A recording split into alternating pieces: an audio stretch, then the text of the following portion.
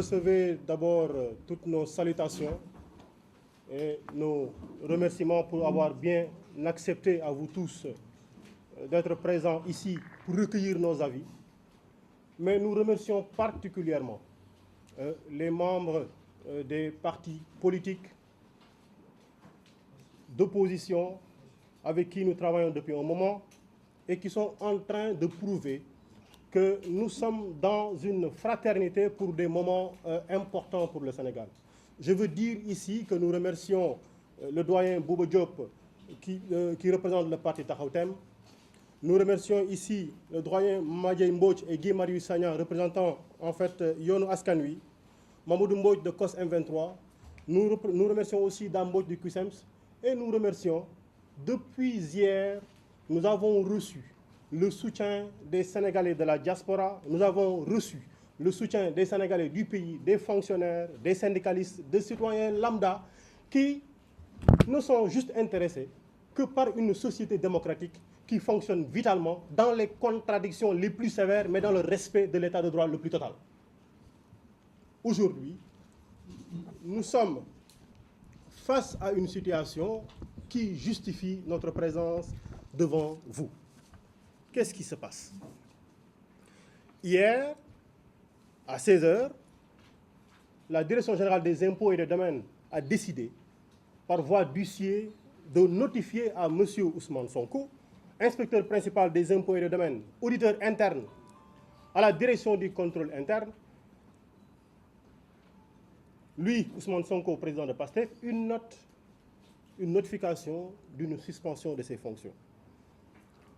Alors, aussitôt que cela s'est fait, avant même que le parti soit informé, la presse l'avait déjà saisi. Ça veut au moins dire une chose, que le service qui a notifié l'information l'a publié directement.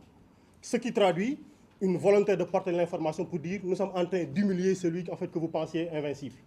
Dans le document qui nous a été transmis, nous voulons le lire d'abord sous l'angle de la forme du document. On veut d'abord faire un rappel.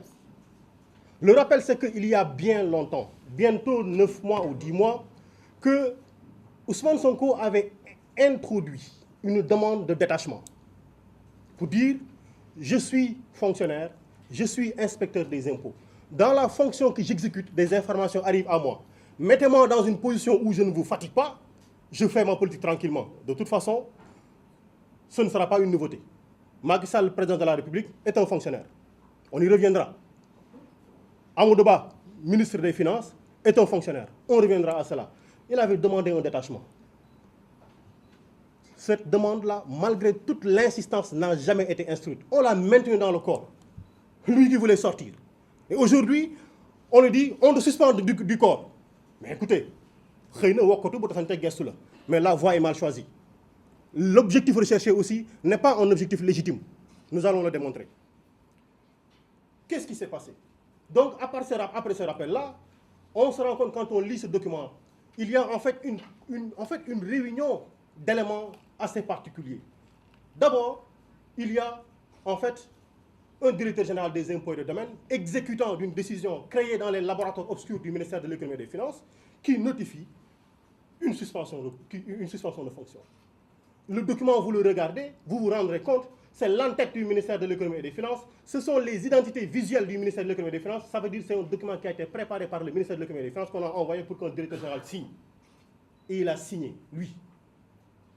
Le constat, ou bien la conclusion qu'on en tire, c'est qu'ici, il s'agit de l'exécution, sans aucune autre forme de définition, de l'exécution d'une commande politique.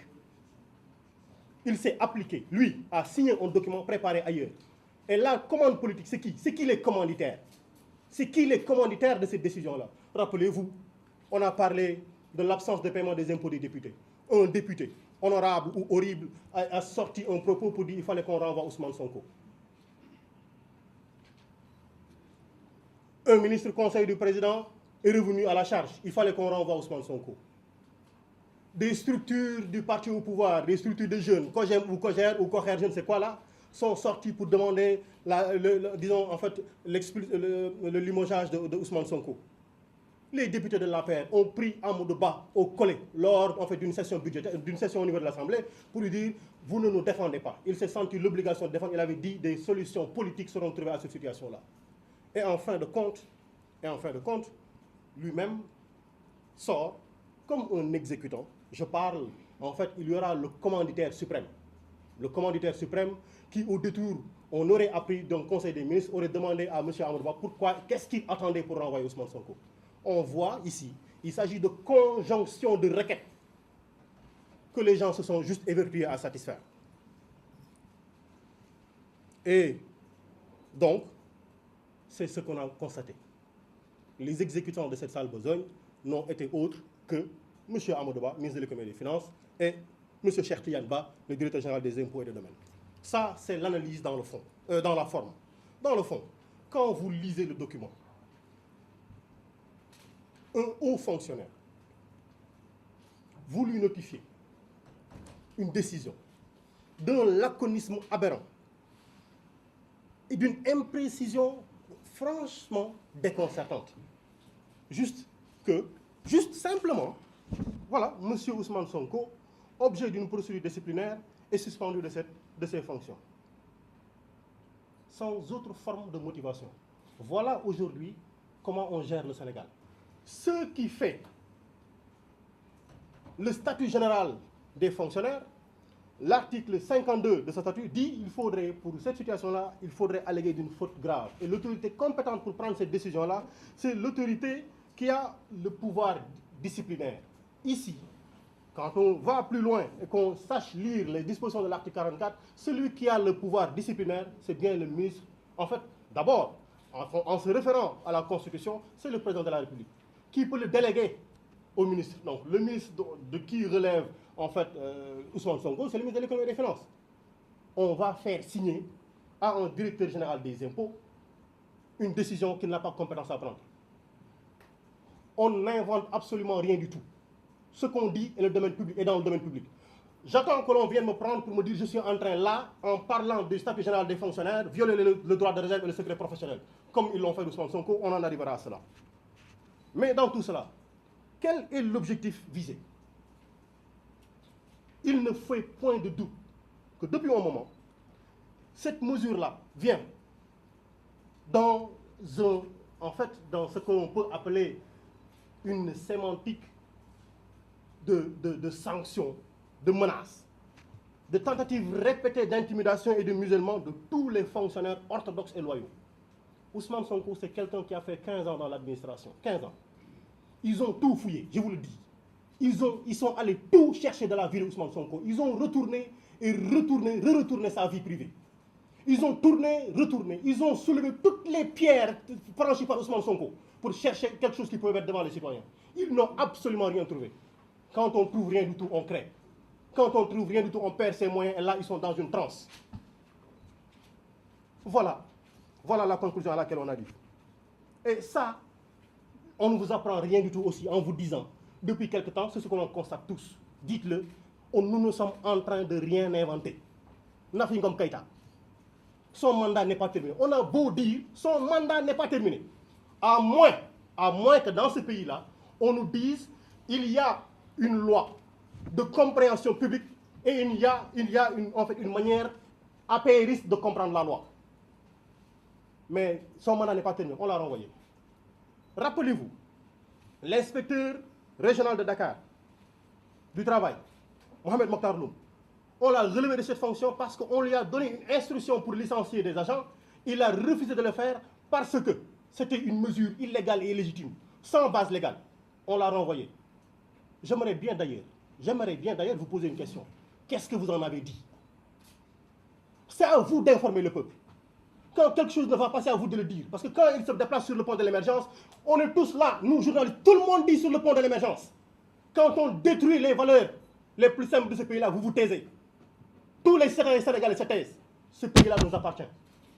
Quand il s'effondrera sur nous, je n'irai pas en Gambie. Quand il s'effondrera sur nous, ni ma femme, ni mes enfants n'iront en Gambie. Vous aussi, quand ce pays-là s'effondrera sur vous, ce sera vous.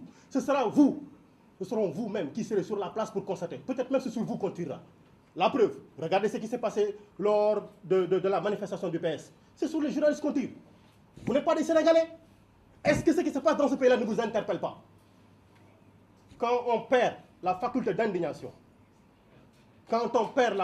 d'indignation, on accepte tout. Je vous juste recommande d'aller lire l'ouvrage fondamental d'Étienne de la Boétie sur la servitude volontaire. Lisez ce document-là. C'est juste de dénoncer le pillage en règle de notre pays par un homme, sa famille et son clan.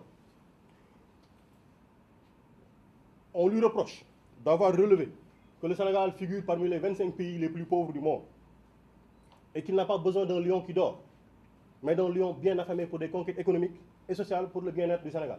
C'est ce qu'on lui reproche. Est-ce qu'on n'a pas le droit de dire tous les Sénégalais veulent être dans des combats, veulent être engagés par le président?